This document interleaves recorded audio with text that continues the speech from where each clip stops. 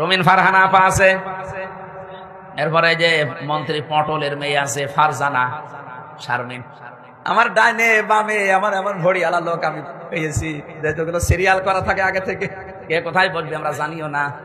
আল্লাহর ইশারা ভেতরে যে দেখি আমার ডাইনে বামে সব ভড়িয়ালা, এমন বড় বড় ভড়ি, আমার মনে হয় ভড়ি ছিঁড়লে ওর ভেতর থেকে হয় ব্রিজ কালভার্ট এগুলো বের হবে। মহিলারা ওদের দেখলে লজ্জা পাবে। রুমিন ফারহানা আপা আছে, এরপরে যে মন্ত্রী পটলের মেয়ে আছে ফারজানা শারমিন। আমার মনে হয় এই এরপরে নায়াব ইউসুফ আছে ফরিদপুরে। এই আপারা আমাদের সামনে, আমার মাঝে মাঝে চিন্তা হয় আল্লাহ আমার ডাইনে বামে যে অবস্থা, ও ম্যাডাম গুলো যদি এদের পেটের দিকে তাকায় ভাববে আল্লাহ ছেলে মেয়ে হয় আমাদের আর পেট হয় হুজুরের পাশে দুইজনের, কি ভড়ি, ও কোন মারা যাবে ভড়ির উপর।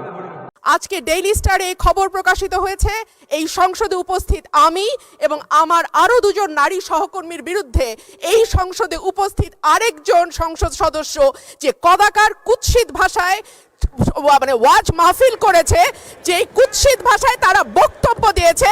আমি আপনার কাছে এই ব্যাপারে বিচার চাইছি মাননীয় স্পিকার, আপনি বিষয়টি সংসদে দৃষ্টি আকর্ষণ করছি, আপনি বিষয়টিকে দেখবেন। ধন্যবাদ মাননীয় স্পিকার।